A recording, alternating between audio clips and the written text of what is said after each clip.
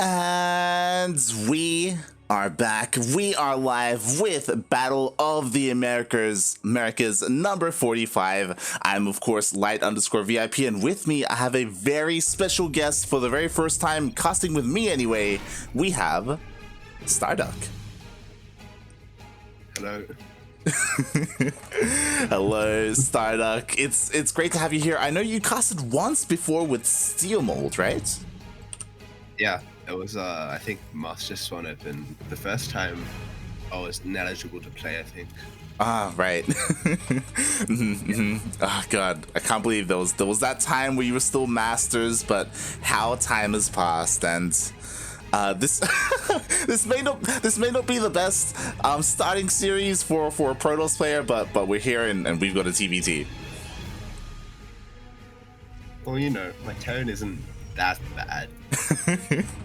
Oh, okay. We'll see. As spawning in at the bottom right-hand corner of Death Aura LE, we have our Mexican Pink Terran representing Team Mutas T. It is WhiteIdra. And spawning in the top left-hand corner of Death Aura LE, we have the Teal Terran Marea playing for Team Jiggly. And is that Miramaka's team? It was his clan, if you remember. The Jiggly clan. Yeah. Yeah. So that's an amazing Jigglypuff. It's beautiful. Oh boy. Oh my God. So, have you heard of? Are you familiar with WhiteIdra? In any way? No. You're about to be. Interesting. This bunker fake reminds me of something you do where you proxy 3 racks in their opponent's natural and go straight marine production. But it's more like a fake out in this case, I guess. Yeah. WhiteIdra's a solid player. He's like a solid semi-pro.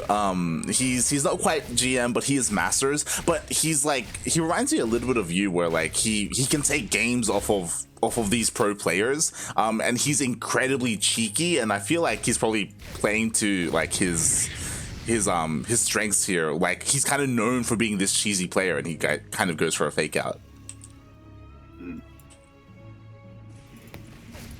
Also, something I noticed was Marea going gas first, which will allow him to get very fast reactor and read the Hellion pressure. Okay. Interesting. Oh, looks like there was a stray SCV, but it did also go down here across the map, and yeah, I'm really interested to see how this would go. I was actually speaking to WhiteIdra before the game started, and he's like, he's not feeling too confident. He's like, oh God, Marea has some of the best TvT in Mexico. And I'm like, oh, okay. But I am surprised that he didn't opt to start off with like a cheese or anything too crazy like that. Yeah, it's like within your series planning, you have to think, okay, is my best shot to cheese, and if it fails, I go down 1-0, or is it best to play stand and engage my opponent?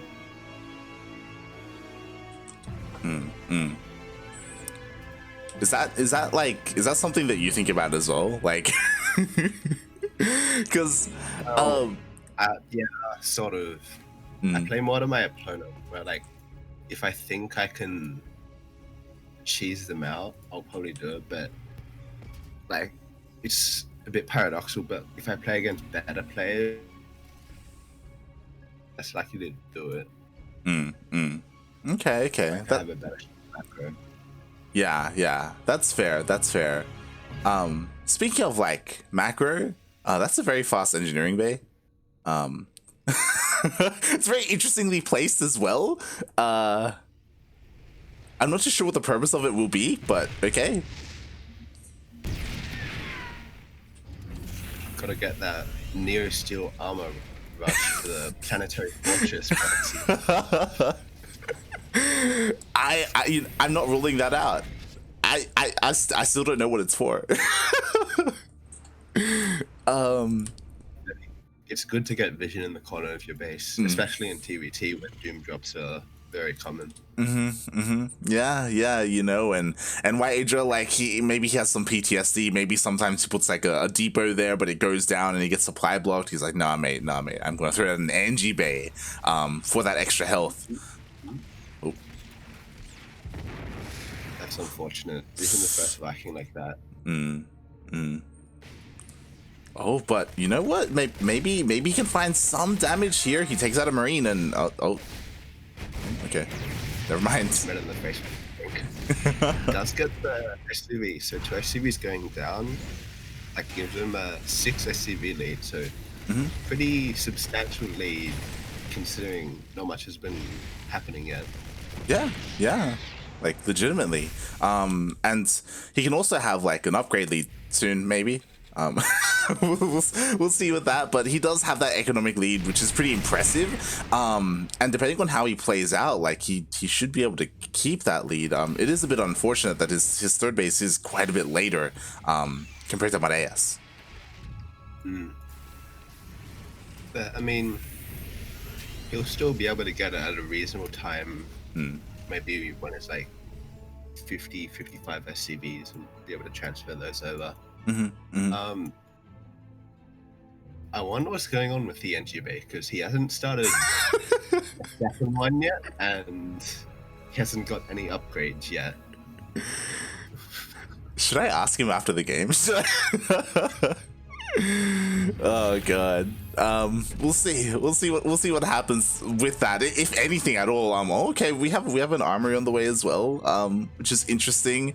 At the same time, Marea is getting ready to push out. We do have a single Raven with this, not double Raven or anything like that. And it does get spotted.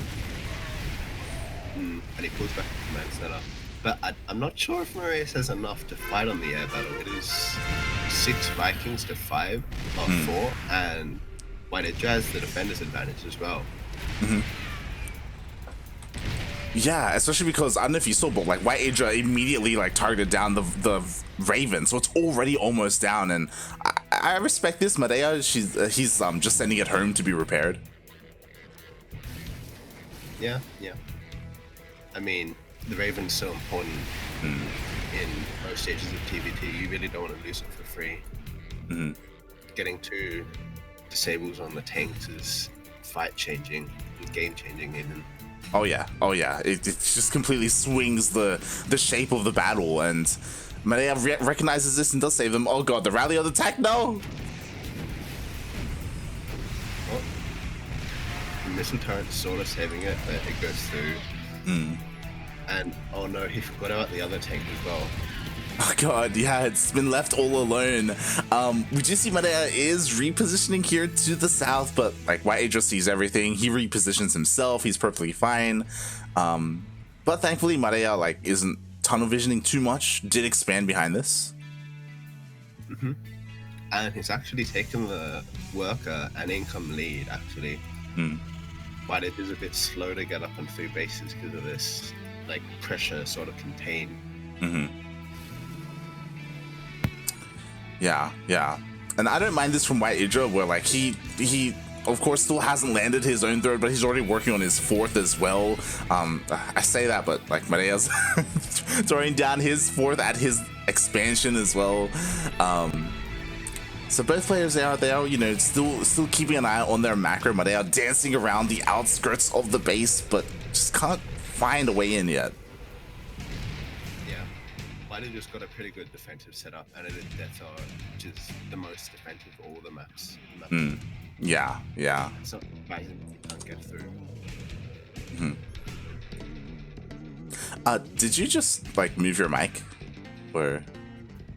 No. Okay, you sound a lot quieter than a moment ago. I don't know what happened. Is this better? Kind of. But not quite where you were. Oh my god. But we do have Marea pushing in once again, and I thought the Raven went back to be repaired, but it just, I don't know, just came back anyway and was able to disable the tanks, and WhiteIdra was not ready for this. Yeah. But WhiteIdra was sort of caught off guard with two kings not contributing to the fight, so they're off the field at the third base somewhere else. And that was a pretty good trade for Marea, I think. Getting two tanks for free and pushing him back into sort of third base position where he's already establishing his fourth. Yeah, definitely. I'm honestly surprised that WhiteIdra hasn't been a little bit more aggressive with his Vikings. I mean, I understand that there are Marines on the ground, I guess, but like, I feel like he could have done a little bit more there. Finally, the Raven does go down.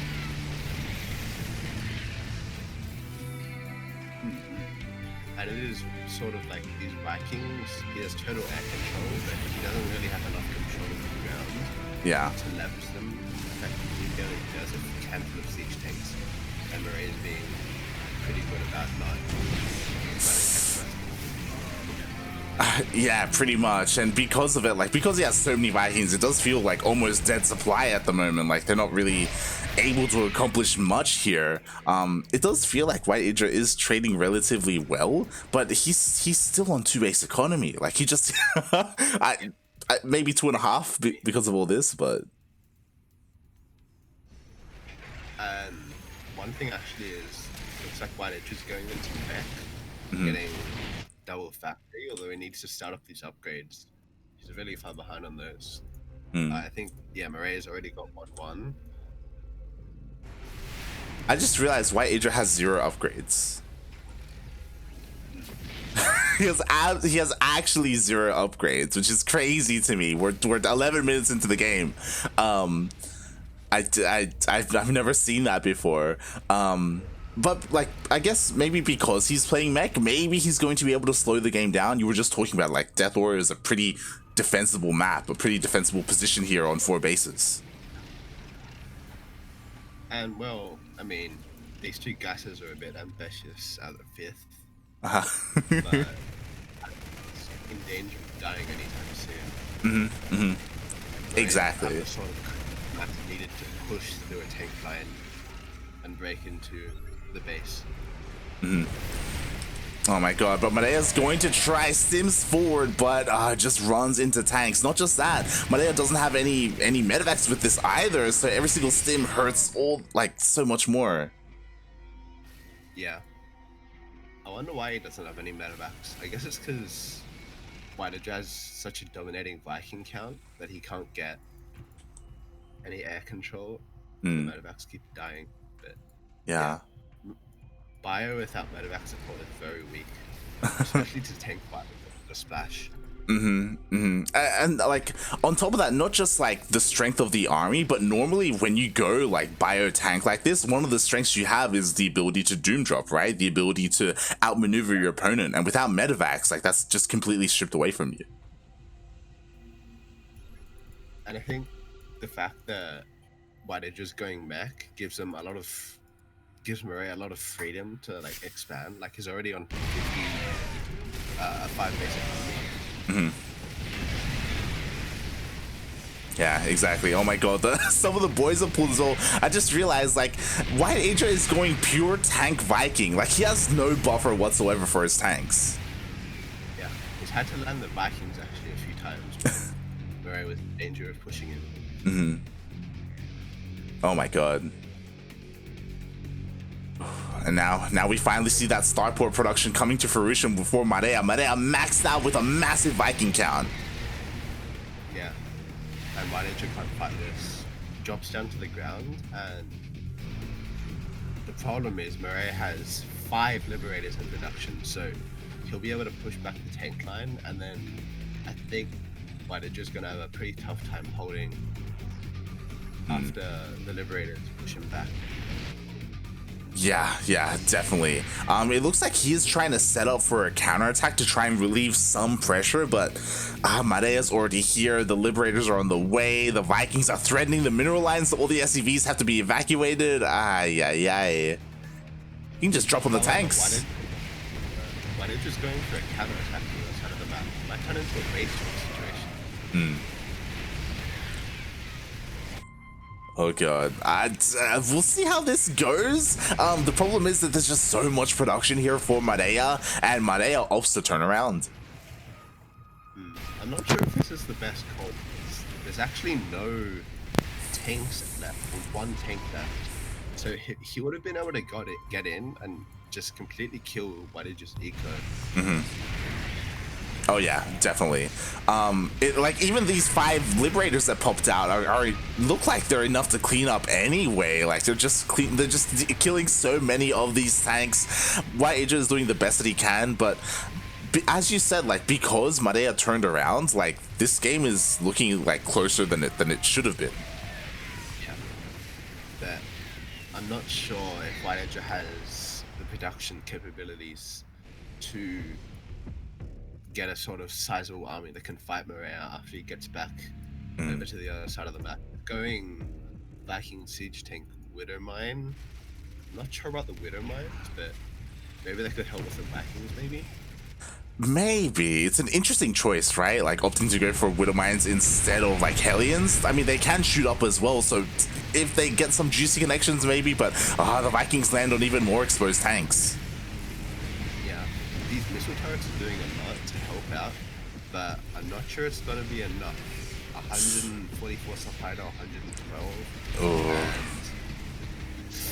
yeah, just forced to pull the boys.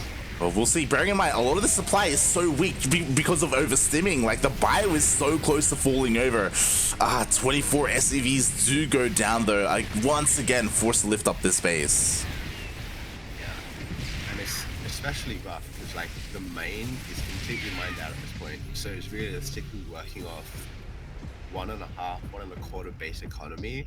Meanwhile, on the other side of the map, Marea has 4 or so bases of mining left. Yeah. Marea is looking so good in terms of his economy. Like, it's basically been untouched other than the pseudo base trade that we had earlier. The tanks are on siege here at the 3rd of WhiteIdra, so he's not set up to defend, and he's forced to pull the boys once again. That fire is so weak. Oh. Yeah, he realizes now, oh, wait, I don't have any medevacs. Yeah, I guess now it's a good time to get the medevacs. A little bit too late, but regardless, it will help him out. WhiteIdra is fighting his heart out to stay in this, and to be fair, like, he has a lot of CCs, he has a lot of mule potential as well. It's just the composition is just, again, really questionable. Like honestly, Hellions would do so well for him, right? Like, because the bio has been so injured. Especially with the blue flame, like, Marauders deal pretty well with Hellions, but not when they're on 10 HP. Exactly. I do want to give a quick shout out. WhiteIdra, he's getting his first upgrade of the game. Oh. 20-minute. Wait, when will this be done? The 19-minute +1 mech weapons timing. Yep. Oh, God. Ooh, okay. Juicy Widowmine shots, and there may be enough Vikings here for WhiteIdra to start cleaning up the Vikings of Marea, and that's kind of dangerous because then we may see the medevac start going down again. But the problem is that Marea just has so much money, so many bases, and eventually WhiteIdra will... Yeah. Oh my god, the drop! Forced to land the Vikings, SUV's put up the line.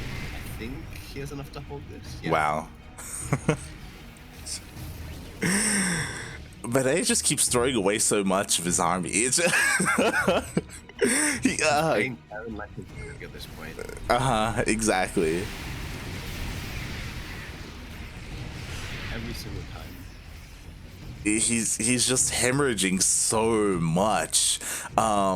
Eventually, I keep saying this. I keep thinking this. Eventually, he should be able to break WhiteIdra, but WhiteIdra should. Yeah. I think he needs to like figure out a different strategy or angle of attack, because just headbutting like this, especially without your own tanks in any any sort of numbers to counter the tank line. The trading hasn't been going well. Yeah. Oh boy, not at all. Ooh, I do kind of like this as oh. Okay, we're good. Marea is looking to go for a bit of a drop, and it's because all these Vikings were forced to land. Like, it does give an opportunity. Oh, but the Widowmine. Gets on top of all of the tank line. Wow, Marauders shred tanks. Marauders are pretty good. They're pretty good. We'll have 3 or 4 tanks go down almost instantly. Again, forced to land the Vikings. And with those tanks going down, I feel like WhiteIdra's defensive line is getting a bit thin. Like, he has to pull the tanks over to this side. I'm not sure if Marea has enough to push through again. It feels like he's sort of almost there, but not quite. The Liberators will help out a lot though. Yeah, exactly. Like, Marea's finally realized, okay, I have air superiority. Of course, I can switch into libs. We have 6 libs coming out at once, and I want to say the libs may be the nail in the coffin here. Vikings kill both CCs, no liftoff. Oof. That should probably be game. I'm not sure if WhiteIdra has the eco to support. Yeah, and it looks like we even have Marea pushing forward on the right-hand side as well. The majority of the Vikings are going down. The tanks as well. There are only, a couple of tanks left. GG gets called.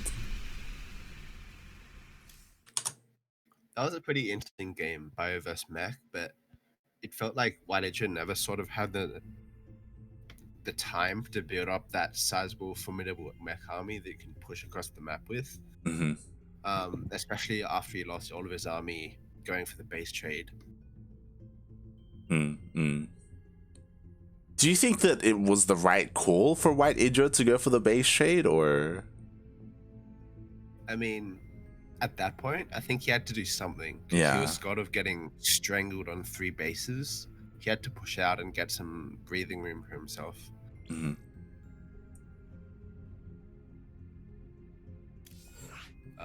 But yeah, I think it's like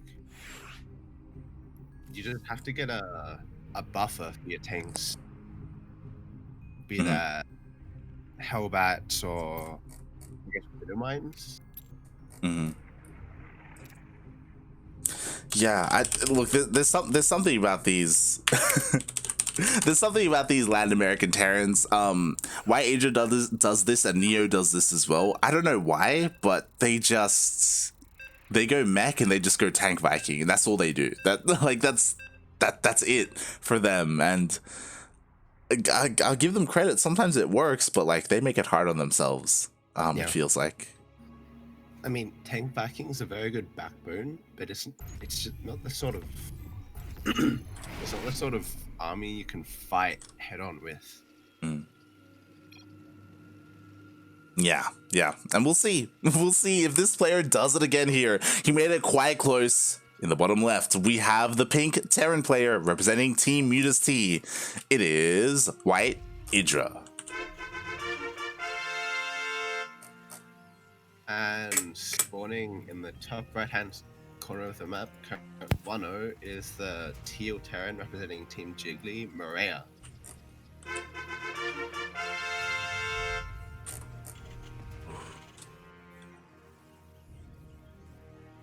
This is a pretty early SCV scout coming across the map. I wonder if it's gonna make any production. I'm anticipating. I hope so. We'll see. It looks like it is rallied to go into the main. Unfortunately, WhiteIdra looking like he may want to play this out. Okay. So checks, Marea does not do anything cheeky and goes back almost immediately. He did not check the gas cut though, so he doesn't know if his opponent's playing a sort of more aggressive or more economical opening. Interesting. It's kind of an odd choice. We've seen this happen in a couple of other like matchups as well, where like they go for a worker scout, but they don't go all the way in and get all the information. Yeah. And like especially in TvT, I feel like it's important to know what your opponent's doing, because if they go for a very economical opening and you aren't there to punish it, you just get so behind very fast. Yeah. I guess it's possible that maybe WhiteIdra isn't concerned too much about that. Maybe he's like, you know, he's got his one build, his one opener, and as long as my opponent isn't cheesing me, I'm like feeling safe enough. I mean, this is a pretty safe build, I think. Reaper into the factory, double Heli and double gas. Yeah, I do feel like it is a little bit scary though, like, because if your opponent did go for like, I don't know, a reactor on the racks and go like head out with like double Reaper or something, it can be scary. And oh god, it's gonna lose this first Reaper. That's a bit unfortunate. Like he scouted the barracks factory building, but he didn't know that they were so close to being finished. He thought it'd have more time, maybe kill an SCV or two. Oof, rough there, losing that first Reaper. Now, of course, map control does go to Marea. Marea pushing out across the map. Shouldn't find too much. We'll see if he just decides to ignore the units and just dive in. Oh, thinking about it. Hellion's pretty low, but he gets the SCV put in the bunker and... Very close fight, but WhiteIdra sort of holding. Yeah, things could have snowballed, definitely. Especially because Marea was, yeah, he was rallying more Hellions and Reapers, but thankfully WhiteIdra was able to hold on. Yeah, the defender's advantage came in key there, because WhiteIdra's second Hellion spawned, and that was able to push the Reaper Hellion force back. If that second Hellion didn't pop, I think it does start the snowball effect. Kills the first Hellion and WhiteIdra has to go back from the low ground.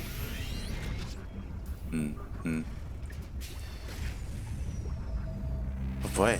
And after that, it looks like things are kind of slowing down a little bit. No one went for anything too crazy. No one went for like a Raven first, or I should say like a tech lab on their starport. No one's looking to be ultra aggressive or anything. WhiteIdra's playing this quite greedy. He's going command center before starport, and that'll get him an SCV lead pretty quickly, but it might put him behind in the air fight. Like Marea's getting double Viking production already, so we'll have to see how he navigates this issue. Yeah. I mean, we saw how that issue turned out in the last game, right? Where Marea was fighting so much with just overstimmed bio and just couldn't really accomplish much with it.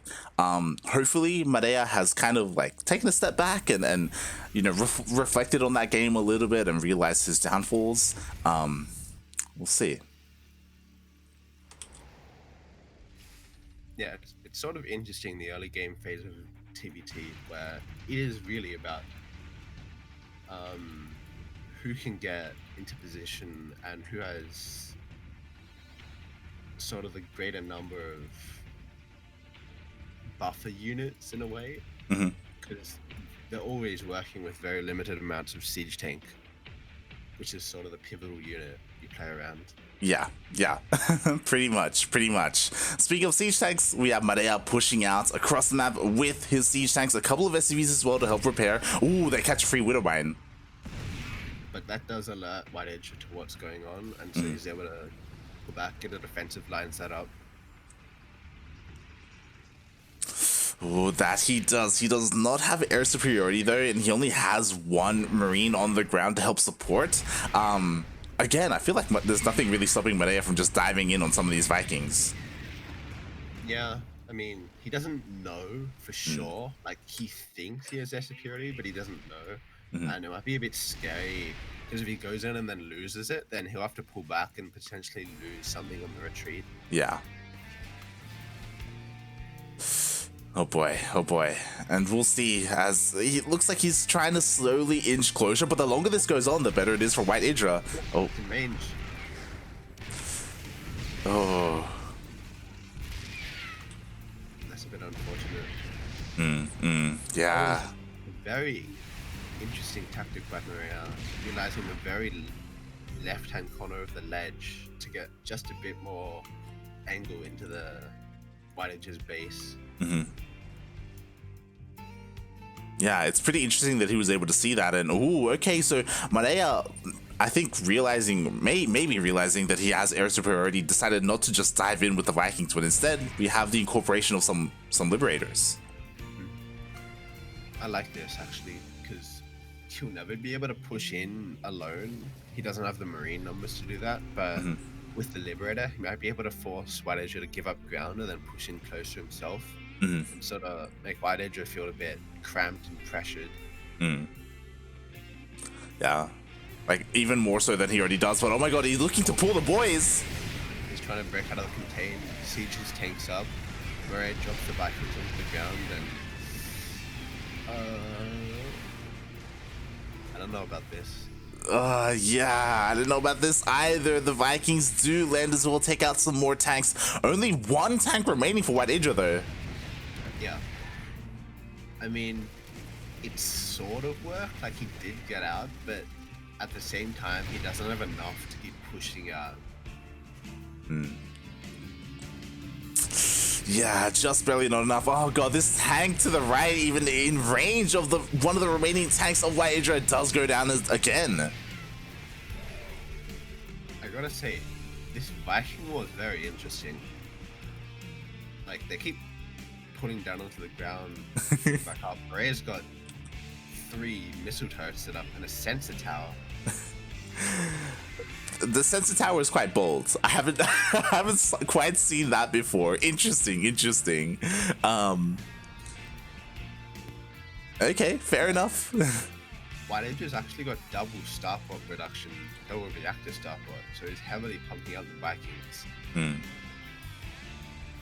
Oh yeah, and he has the resources to do it. Again, he's kind of, but like, this is great for Marea. Like, how long has WhiteIdra been stuck on 2 bases? Meanwhile, Marea is fully saturated on 3, even throwing down 2 CCs. Yeah, this is a very effective contain, and Marea knows that he doesn't have to do anything. He's got his opponent constrained on 2 bases. He's got a fully saturated 3-base economy. Like, the longer this goes, the better for him. Yeah. Definitely. And WhiteIdra has to do something eventually, or he's just going to be left behind, or he's being left behind as we speak. Oh god, he does have that Viking count that he's slowly been working on, but will he finally be able to break out? Well, I mean, he doesn't really have, well, I guess he has the Liberator, which should be pretty handy. Oh, Marea, you got on siege. Oh god, 2 tanks go down to the Liberator. Finally, the Liberator does fall, but once again, WhiteIdra with the higher Viking count. Yeah, he was able to get 2 free Vikings at the end of the trade there. Yeah, at the same time, it's just Marea has the larger economy and more production at this point. Yeah, it's kind of scary. Like, WhiteIdra has to make some moves happen at some point, and at the moment he's just slowly chipping away at the army, which is great. Like, he's trading more efficiently. Like, I can give him that. He has to do more than this. I mean, he just needs to land his 3rd CC. He has to maybe build a medevac and ferry them to the low ground. Like, he just has to get out of his 2 bases. He's not going to be able to win from here. Exactly, and it looks like he's finally doing that. Like, he's finally cleaning up a couple of like units here and there. He's finally breaking out. I say that Marea is looking to reinforce this position. For so long, these 2 tanks were left alone and were so vulnerable, but it looks like they will be able to escape from here. Marea is working down the rocks to get on the angle of attack. But it's interesting that Marea this time has chosen to go mech, and unlike WhiteIdra from the first game, he's adding in Hellbats of his own. Yeah, I didn't even notice, but we do have a mech style coming out from Marea. Marea maybe like kind of to prove a point, like, hey, look, this is how you're meant to play this out, okay? You need some kind of hellbat. Oh god. That was not the best landing of Vikings, gotta say. Ay, ay, ay. And now we even have a lone Cyclone here chipping away at the Vikings. The Vikings can't do too much. The boys are being pulled again. Yeah, I mean, this is sort of just desperation with WhiteIdra. I gotta get on 3 bases. I gotta get out. Marea's playing this quite well, being very cautious, and just keeping WhiteIdra honest. Pretty much. WhiteIdra maybe perhaps being a little bit greedy, quickly trying to expand onto 4 bases, immediately denied. We do have, okay, once again, the Viking lead in favor of WhiteIdra, but we have a Cyclone being incorporated as well. It looks like it may just be enough to push Marea away. I feel like, yeah, the Cyclones are a good call because, like, you're never gonna catch up to this Viking count. Yeah. But with the Cyclones, you're able to contest the Viking Liberator from the ground, where Marea has complete dominance. And we see that as the Hellions sneak past, they just roast 12 SCVs. They all immediately go down. And what is WhiteIdra supposed to do against these Cyclones? Like, the Viking count is kind of being nullified because of them. I mean, one thing Cyclones are is that they're extremely weak to tank fire. So if WhiteIdra may be able to bait, yeah, if he was able to bait Cyclones with tank fire, then he might be able to use it. But yeah, it's just not enough tanks really. Oh god, exactly. They're spread out so much as well. It looks like finally all the Vikings are landed for WhiteIdra. They immediately get evaporated, and now Marea is free to push on forward. Really respecting this tank position though.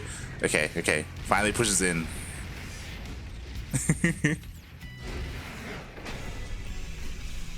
You get called, and Marea takes a 2-0 pretty convincing win. GG. Yeah, pretty convincingly. It felt like, especially that last game, Marea was in the driver's seat the entire time. I don't think WhiteIdra, other than like his initial Reapers, I don't think he was able to get across the map at all. Yeah, and the thing about StarCraft is, like, you gotta do something to your opponent. Like, if you just let them expand and get up to 5 bases, it doesn't matter how much better you're trading for them, eventually you're just gonna lose.